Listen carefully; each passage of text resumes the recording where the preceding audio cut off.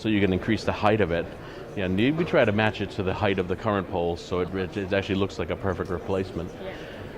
Yeah, but the most striking thing is just the amount of capacity that these are going to have. And that's why we're going in and not just making them just a minor capacity site, but you can put these things in and you put them in parking lots or squares or areas where you need a lot of capacity relief. These things are going to work very, very well. So, but the only feedback that I have at least is that for what we are saying, those 5 watts, pedestrian traffic is great, it's great off-road and everything, but when you go to certain areas where still you want that density, we need to go high power ratings. That's excellent feedback. It really is good to have that, and especially as you're one of our best customers, and we do so much work with you. We manage your portfolio of towers, so we're really trying to get it so that it meets your requirements, what you want to do. But we really appreciate your feedback on it. Yeah, no, but it's good that you got into this.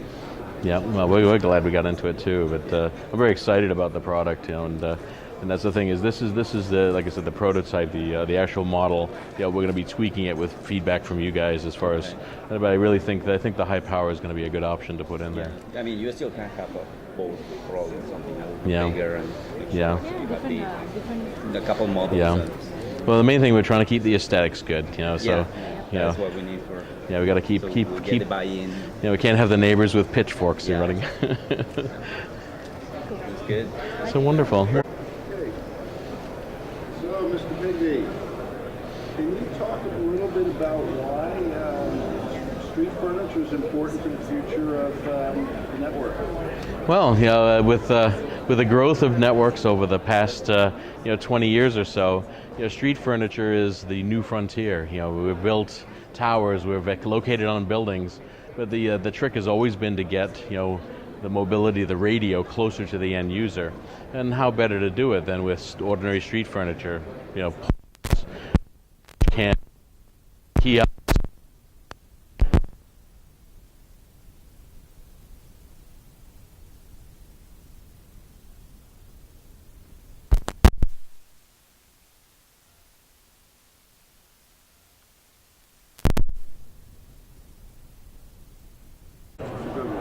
Okay. So talk about the growth of small cells. Well, the growth of small cells, it's been slow going at first. I think a lot of the old ways of building hardware and infrastructure, are just about now catching up with the form factor of what small cells need to be. Plus, I think a lot of communities, just all have different rules and all have different ideas on what they think small cells are. So it's been relatively slow growth, but I think now a lot of the OEMs, the manufacturers, and tower companies are getting on board with pushing a common agenda and a common direction in helping these things thrive and grow within communities. Talk about intelligent street lighting and smart poles. Okay. Well, intelligent street lighting, it's been something that's been around for a while, and it's been really pioneered with the deployment of LEDs, in the course of saving energy. And I think many of the street lighting companies have thought, well, there's got to be other uses for this. So our partnership, that we've actually come together with Philips on, it marries those two elements together with the smart street lighting, but also putting the intelligence within the pole, whether it be radios, for supporting wireless carriers and their capacity, or whether it be IoT, where you're looking at sensor technologies. There's a number of exciting new technologies that are coming into play that really make not only smart poles, but smart street furniture very important for future deployments. And is this something that your carrier partners are demanding? Yes. We feedback from our carrier partners on this has been tremendously positive, and it's something they can do a lot of it themselves, but they definitely need help. There's more out there to do than any one carrier could handle. So we're looking to be that partner to help them get things out there faster, easier, and maintain that aesthetic, consistent deployment. So what do you see on the inside, and what's the capability of the pole in terms of radios or carriers? Okay. Well, the capability of the pole, with this is an initial prototype. The actual pole that we're designing is going to be capable of handling 4 5-watt radios. We're discussing the option of maybe fewer 20-watt radios in order to support higher power. But the radio configuration, we're targeting is what the industry is demanding right now is gigabit. The ability to take high band radios, take license assisted access, and eventually CBRS, the 3.5 gigahertz band, and be able to utilize those to produce and use that spectrum to produce very, very high speed capacity site. And that's really what's driven. And this will support 4 radios on this side for one tenant, and the second tenant we can support 4 radios on the other side. It's agnostic for many. We can use their radio design.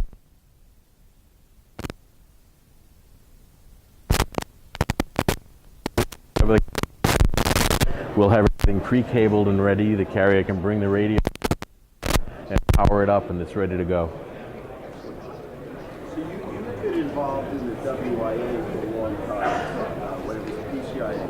Just say, what do you get out of going to the WIA today? Well, I mean, the most I get out of WIA and PCIA in the past has been, not only looking at new technologies, because most vendors, OEMs, carriers put out their leading edge technology at the show, but it also allows you to meet people who are like-minded, common goal that you're reaching for in order to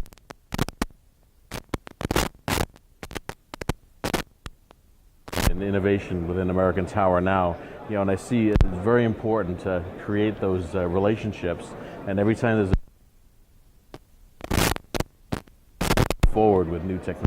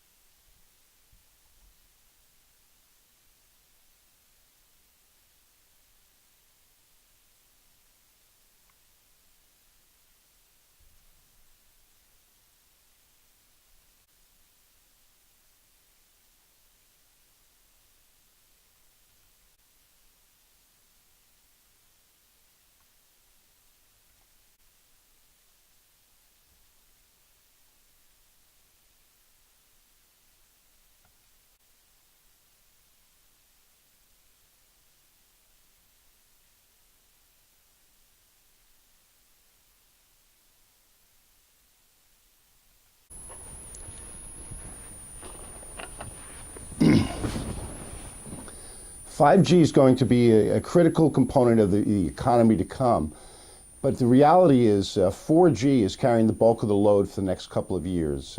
Cisco predicts less than 2% of total bandwidth will be across 5G in 2020, but then there's a hockey stick of growth that goes on after that.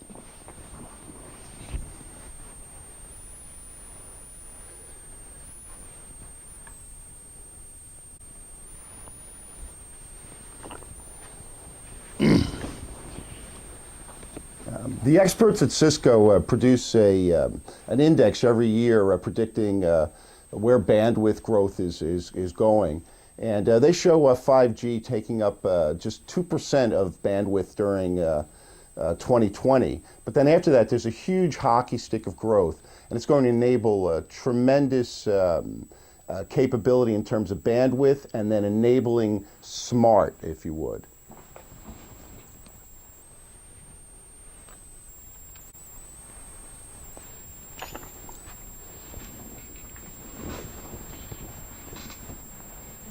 You hear a lot of hype about 5G, and Cisco predicts that less than 2% of total bandwidth will be carried on 5G by 2020. But then after that, you see a tremendous hockey stick. And what will fuel that is applications that enable...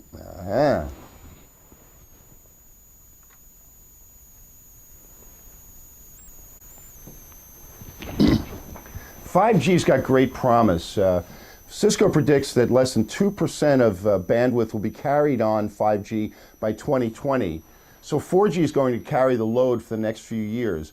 But then you see a tremendous hockey stick in terms of growth, both in fueling smart applications and also carrying dense bandwidth for applications that involve video or other complex computing issues.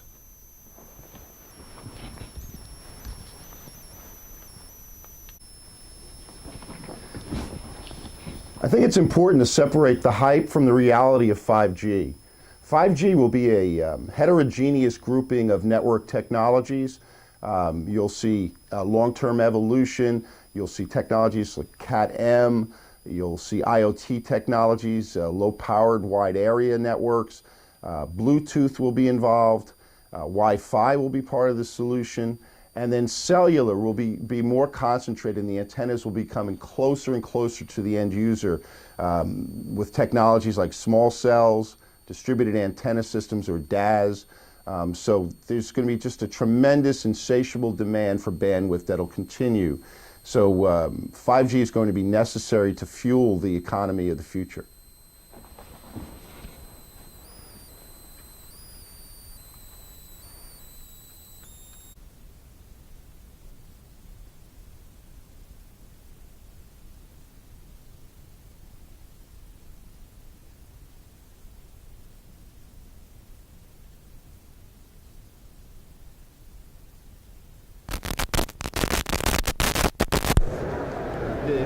Signal, but then it stops. No, it's fine. No, we're good. Okay. All right, so go ahead and. Do you want me to leave it down there so maybe it works better? It was probably in my pocket, not liking it. Okay, we're good. All right. All right. So go ahead and say your name, title, company. All right. Hello, I'm Derek Peterson, CTO for Boingo Wireless.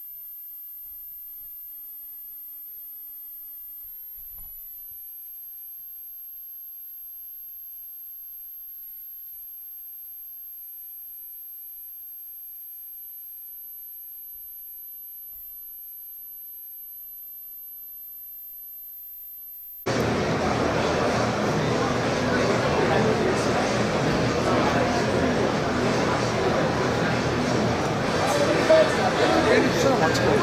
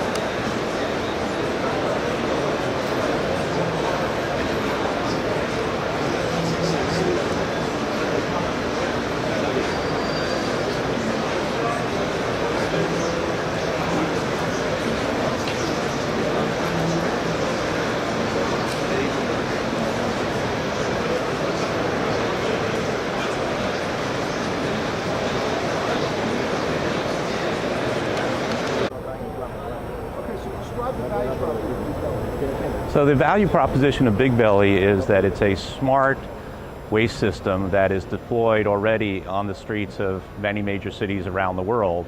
The core value proposition is that it has a solar panel which would capture the energy to then drive a compactor inside the station, which increases the capacity of the station about 5x, so that we can dramatically decrease the number of times that a city or whoever is responsible for emptying the waste station has to touch it. In addition to that, it also has a cellular modem inside, so that as the station fills up, the notification goes up to the cloud, and whoever's responsible for emptying it gets a notification, knows when to respond to make sure that the system doesn't overflow. And then over time, that data is aggregated so that they can create smart routing and asset management schedules for trucks and people. So we drive an incredible amount of operational efficiency into the public waste operations of a city. So does it impact transportation? It does, because we can dramatically decrease the number of truck rolls that are required to service the public waste stations over time, right? So for instance, we have a use case where the city of Philadelphia would have to touch stations 17 times a week. And we have 1,000 stations, almost 900,000 touches during the course of a year. If we can take 60% of that, we're taking 600,000 touches, truck rolls, carbon emissions, and 600,000 plastic bags out of the waste stream for the city, as well as all the operational costs associated with that. So tremendous environmental and social benefits. Explain why you added the cabinet, the radio module, and why that exists? Sure. So a typical deployment of the Big Belly would be one unit for public waste and then typically recycling. And what we realized was that we had real estate in the right-of-way in major cities, in public parks, university campuses, and that as the requirement of the wireless infrastructure for capacity and coverage increases, they have to bring the radios and antennas closer to where the people are. And there's a direct correlation between public waste and wireless communications, because both of them are concentrated where the people are. And so we have the ability to now site infrastructure in the cabinets, and it's hidden in plain sight. It looks like it's just an extension of the Big Belly station, which is already accepted part of the streetscape. And now we can put the radios here for hosting various carrier, various IoT, and then by adding a pole to it, we can now put the antennas, we can put cameras, we can put other IoT sensors exactly where they're needed. So the idea is to modernize the public waste infrastructure of the city, turn it from a single function into a smart multifunction station that can handle not only public waste, but also as a siting option for wireless and IoT infrastructure in cities, in parks, and large public venues like college campuses, et cetera. Where are some of the cities that this being adopted? We have deployments all over the world in 50 different countries: New York City, Boston, Philadelphia, Chicago, San Francisco. Here in San Francisco, the Embarcadero, actually my colleague was out till 2 in the morning installing them in Union Square just the other night. So, and then around the world: Stockholm, Amsterdam, Dublin, Melbourne, Australia, Singapore. So public waste is a universal need. Cities are investing in it, and we have a way of modernizing that and attracting private investment for the enhancement of that public infrastructure.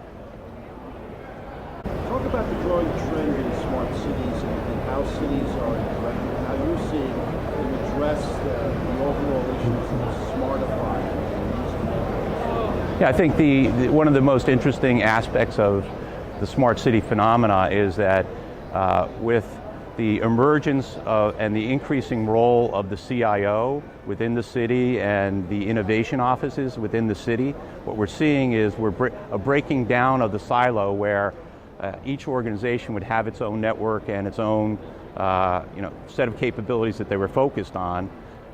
For instance, within the operations, the streets department, the transportation department, the public safety, the fire department, right? All of those departments typically had their own networking capabilities, and now with the expanded role of the CIO and the use of data, right? The mayor wants a dashboard where they have the KPIs across the city visible at a mayoral level. And now all those departments, through the work of the CIOs and the innovation offices, are being forced to roll that data up, and as a result, the silos are breaking down. And so, with our station, right, the number of stakeholders have increased from not simply being the public waste department or the sanitation department's responsible for public waste, but now, for instance, in New York, they just announced a public health initiative based on decreasing the number of rats, and one of the core pillars of that is removing access to the food, which is exactly what the Big Belly does. So as a result, as part of a public health initiative in the city of New York, we're rolling out additional Big Belly stations so we can cut the rat population, right? At the same time, they want to address digital inclusion, right? So now you're going to take that same piece of real estate, turn it into multifunction by putting in the wireless infrastructure that will bring digital inclusion to neighborhoods that were underserved. So, with your locations and your capability, are they starting to explore new ways to embed sensors into these devices? Yeah, we think that, certainly over time, the ability to bring technology, deploy technology in the densest part of the urban environment is going to be critical, and the common denominators are going to be real estate, so somewhere to physically put the infrastructure, physically put the sensors. To get power, we have either solar power or we can connect to grid power or something like digital electricity, right? And then the backhaul. So by having this structure to then site, is it wireless infrastructure? Is it sensors? We can put cameras. So whatever it is over time, you're going to have the capacity to do it and do it in a shared way so that every piece of infrastructure doesn't have to have its own real estate power and backhaul, but you've got a platform within the city that is extensible as the needs evolve and technology evolves. Say your name. You say go and I'll go.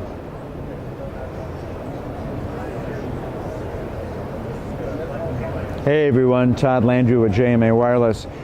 Public safety in your facility is a critical factor in any building these days.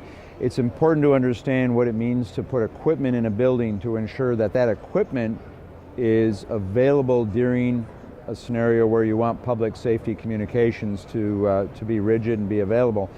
What we need to do is make sure we package all the public safety components, and you should always look for solutions that can be encased in something that is resilient for any weather that might impact that system while it's operational. In this case, integrating different filter systems you need. Our system supports any range of the bands from the today's low band 150, 450 to the 700, 800, 900 megahertz bands.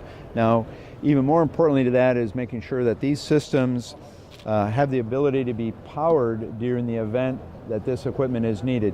And one of the things we all want to do in certain areas is run fire retardant conduits and make sure that the system has power sourcing that can survive any fire scenario. Now, internal to this, that means that we can utilize a technology called digital electricity to centralize all that powering to this facility. So even in the event of a power outage, this equipment can be secured down in that central location and maintain its power capability. So critical characteristics you should be thinking about when you talk about public safety.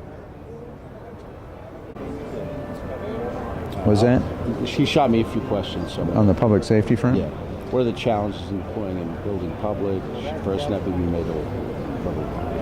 So I'll add them to see where you go. You want to ask me, or what do you want to do? I'll ask them and then you answer. Oh, okay. Soundbite. Sound bites from Australia. Okay, so what is happening in the public safety space that's creating more activity and opportunity for in-building wireless infrastructure providers? So in today's world, public safety is becoming top of mind in every aspect. In buildings, it's becoming an important aspect for equipment providers. JMA Wireless, of course, is focused on this and helping make sure that all the critical components of public safety and all the critical bands you might need to make sure you have public safety inside of buildings is in a very economic and a very integrated deployment model for those buildings. It's a very critical aspect for any vendor in this space. Should FirstNet be made available inside buildings? One of the things we're all aware of is an initiative by our government called FirstNet. Everybody should be looking at the FirstNet topology. It brings together the ability for first responders to use common technology no matter what environment they're going into to help you in the event of an emergency. So FirstNet technology should be integrated into DAS technology, in-building technology, and even specialized public safety technology like this equipment here. A very important part for everybody in the future. Why does your company participate in Safer Buildings Coalition? Today, JMA Wireless has become very focused on working with Safer Buildings Coalition. It's a very important organization to bring together all the mindset of the industry and make sure that we are building as vendors the right solutions for the industry, building the right applications that help first responders work. Yeah. Let me ask that. You want to know? I believe I blew that one. I did. Okay, so yeah, why you remember? Hey, JMA Wireless is a member of the Safer Buildings Coalition, and it's a very important relationship because it brings together the community of intelligence that helps us make sure we define the right solutions and ensure that those get defined, developed, deployed across all of our buildings and infrastructure, make sure that our first responders have the right solutions to take care of us in the event of emergencies. Talk about how JMA is helping build a smart city. So for every city nowadays, we are looking at how to consolidate technology into a way that helps the city become a smarter, more connected city. With new technologies like Internet of Things, more capacity through new technologies like 3.5 gigahertz and some of the new 5.6 gigahertz, in addition to all the different mobile operator support, it's important to bring solutions together in very cost-effective, very streamlined packaging. JMA Wireless has worked very closely with our friends at Big Belly. We've integrated a solution that fits at the streetscape level. It's very accessible from the and maintainable from the sidewalk level.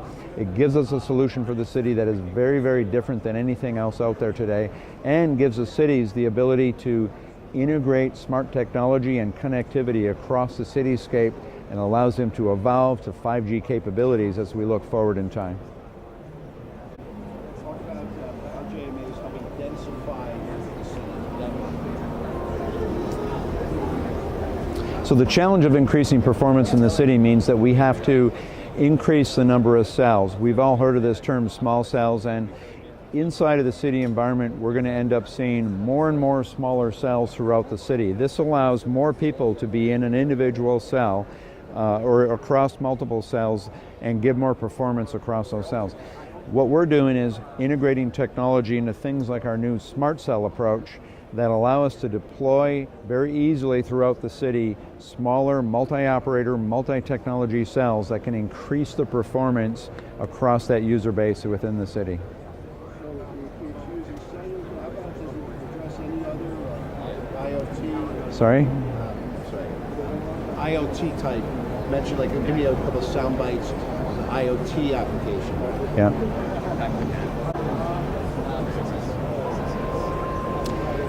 So one of the emerging technologies is Internet of Things, or IoT. We expect to see some 5 to 50 different devices per user out there, which is going to extend the number of devices connected over cellular significantly. What's important to that, especially for smart cities and smart buildings, is to think about how that common infrastructure can also support all these IoT things. Now, we've been integrating technology into our platform, and we have many buildings and cities that are IoT ready with their infrastructure already. We continue to bring that technology into tighter packaging with our Smart City solution, and we continue to bring it into solutions for our in-building offerings. Very important part of bringing IoT into these facilities. So some of you out there are wondering what a HETNET is. It's really short for heterogeneous network. Now, what does that really mean in practice? What we're really talking about here is bringing multiple technologies out to different nodes in a network. What does that mean? That means connectivity to deliver RF technology so I can deliver cellular connectivity, IP connectivity so that I can deliver other forms of wireless technology such as Wi-Fi, such as 5.6 overlays to leverage LWA and LAA type technologies that significantly increase performance. It's also a way to use different technologies such as LoRa for IoT devices if you want to have that kind of technology in adjacent to your cellular narrowband IoT technology. So heterogeneous networks are really how vendors like JMA Wireless are bringing together the delivery of multiple transport mechanisms and the packaging of multiple technologies in different areas of the city or in different areas of a building so that you can leverage multiple technologies in that facility. Do you want to do it in front of the DAS? Yes, that would be general.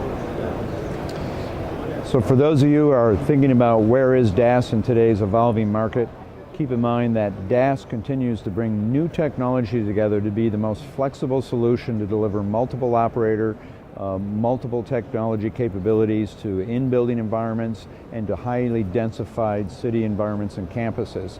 With new technologies inside of DAS, like our latest software-defined radio nodes, we've been able to create even more flexible DAS solutions where we can come in at a very, very low cost point and be able to enable operators and enable neutral host organizations to add additional value and additional services to those facilities through a very intelligent, very software-definable DAS solution. Continue to look at these solutions as they're the appropriate way for you to deliver multiple technologies into your facilities. What is a neutral host? Rational neutral host a growing trend? So as we look at the trends with neutral host operators, we will see them evolve into doing many things.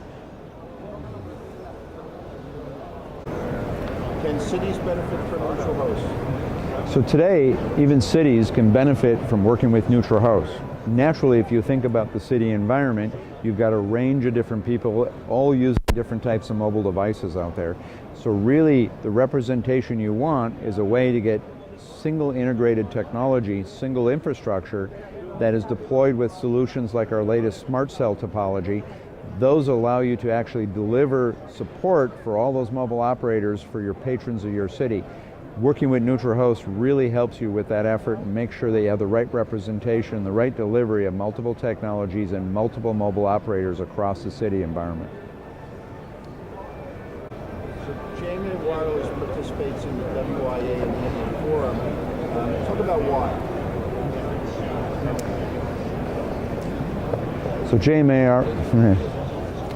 JMA Wireless is very involved in WI, and it's very important with the Wireless Infrastructure Organization to engage the industry and communicate and collaborate on approaches that help us evolve the industry to the next level.